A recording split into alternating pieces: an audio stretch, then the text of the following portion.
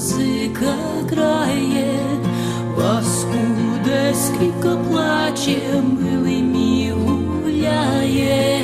Ой, тьох-тьох, і тьох-тьох-тьох, та музика грає, паскуде скрипка плаче. The music of Ukraine, something Joseph Lindsley sent us from, I'm not sure where you are today, Joe. Hi, can you tell us? Yeah, to the extent I know where I am. Good afternoon from, I'm in a small village in the region called Bessarabia. And I feel like I traveled back into summertime here. It's really one of the southernmost parts of Ukraine, between the Black Sea and Romania and Moldova. And this is, it's a warm, sunny day in this sort of dusty village that's known for its grapes. This is a great wine producing region. And where do I start? I've had quite the adventure the past 24 hours. You know, yesterday I spoke with you from the city of Odessa, and then we hit the road to travel south here to Bessarabia. And by the way, Odessa, the Russians hit Odessa last night. They attacked the city, and it was a yacht club. Fortunately, no one was there at nighttime.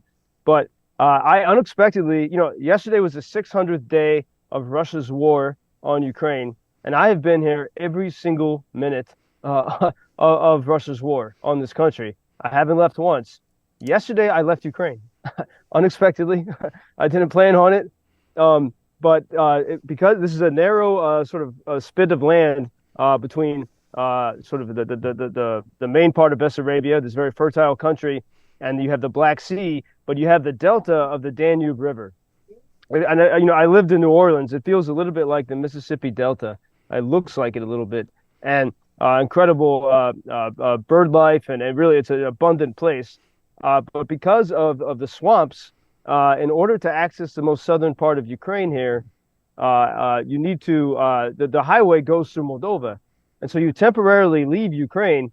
There's a border point, and then you're in this strange no man's land. It's a highway that it's Moldovan territory, but it's for Ukrainians to transit to Bessarabia.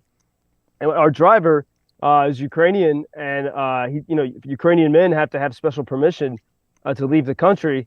You know, they don't want people, you know, you can cross the border and then sort of take off into the swamps of Moldova. And so we had a bit of an adventure trying to get the permission to cross. And you know, I hadn't planned on it. So it was sort of, I've had dreams that I've left Ukraine.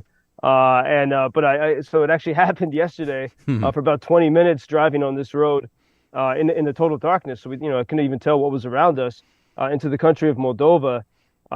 There was some movie called Red with Bruce Willis and Helen Mirren, where they ended up in Moldova in the end of the movie, and there was a war there, and I never would have thought that anything in my life would be similar to that. And then anyway, I woke up in the morning in this town called Izmail, which is a Turkish name, and it's on the Danube River. And so that song we were just listening to, in translation, it means in the forest grove near the Danube River, Oduhayu Predunayu. And it's a very beloved Ukrainian song. When I'm in cafes in Lviv, I hear people singing that. I know Americans who love to sing that song. And so this morning I was there on the banks of the Danube River, and I could see across the water, not so far, Romania. And, it's always a jarring thing to see, simply across the water, there is a land at peace. And not so far, you could swim across there. And on the, here is war and there is peace. And as we were driving and as I'm sitting on the banks of the river, and there's a nice cafe and a beach, you see the huge cargo ships sailing, to and from, or going to and from up the Danube River.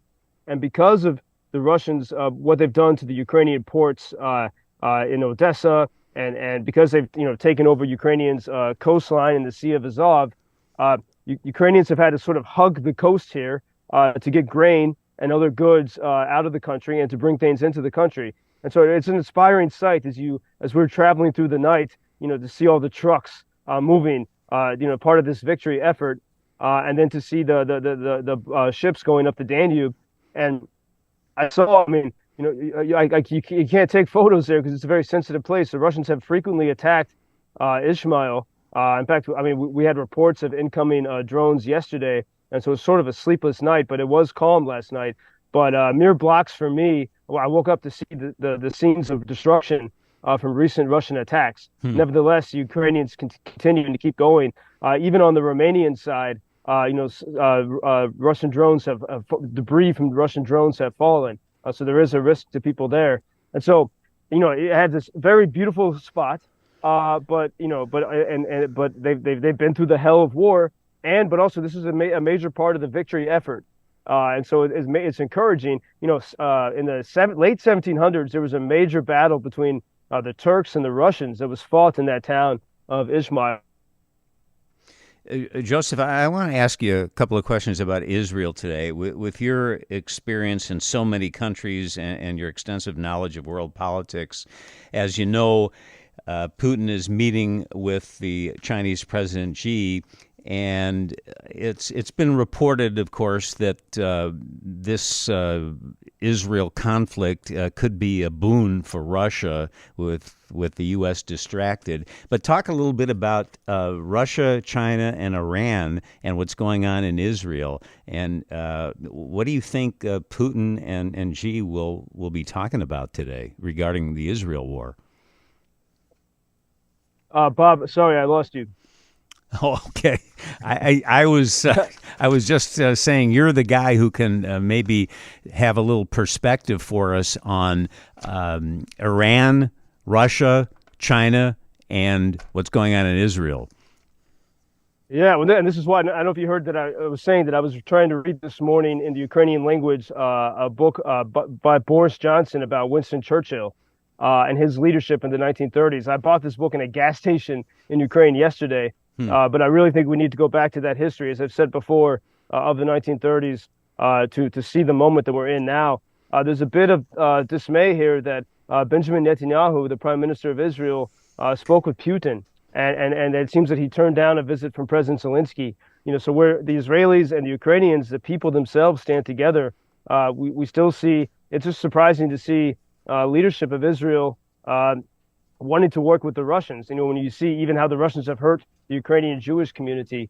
And so I think this is a time, people need to go back and read their history. I felt like a little bit of a vacation today in this beautiful sunshiny place, and so I took that time to study a bit. But really, I think we're quickly approaching an era of a new type of madness. And at the same time, because of Ukraine, as I said yesterday, because of Ukraine's work in the Black Sea to hit Russian ships, more and more it seems that they have really crippled Russia's ability to make attacks on Ukraine like they did 1 year ago. And we really have to ask the question, if Hamas had not invaded Israel, what would the headlines be right now? And this is extraordinary to consider. If the headlines were not about Israel and Hamas, right now they would have to say, why is Russia unable to attack Ukraine in a big way? And I think it's very easy to miss that storyline. But Russia is not doing anything major right now. And if the situation in Israel did not happen, I think we would have very, very positive headlines right now about what Ukraine has been able to do to the Russian naval fleet. But it's scary to think of the alliance between Russia, Iran, and China, and of course Iran's connection with Hezbollah. And Russia does not acknowledge that Hamas is a terrorist organization, do they? No, they haven't. And so that's why it's astounding that the prime minister of Israel would even speak to Putin. And as President Zelensky said, Israel and Ukraine are one of our common enemies is Iran. I saw when I woke up this morning, that destruction that I saw on the port and the destruction that happened in Romania, too, is because of Iran's drones, the suicide Shahed drones provided by Iran to Russia. So it's very plain to see. You see it very clearly here. And by the way, China has also for a long time wanted to control these key supply routes through their new Silk Road initiative or the Belt and Road initiative. They've wanted these routes in this place. And so behind the scenes, that's exactly who's maneuvering to take control of the free people here of Ukraine and beyond. Joseph Lindsley in Ukraine. Safe travels, Joe. We'll talk tomorrow. Thank you, Bob. Until tomorrow. Sorry for the connection problem. No problem at all. Thank you. Thank you for introducing Ukraine on your social media pages. That's very important that much more people can get more information about the situation here and how everybody can help Ukraine to stay stronger and to save all the world. Що він сказав?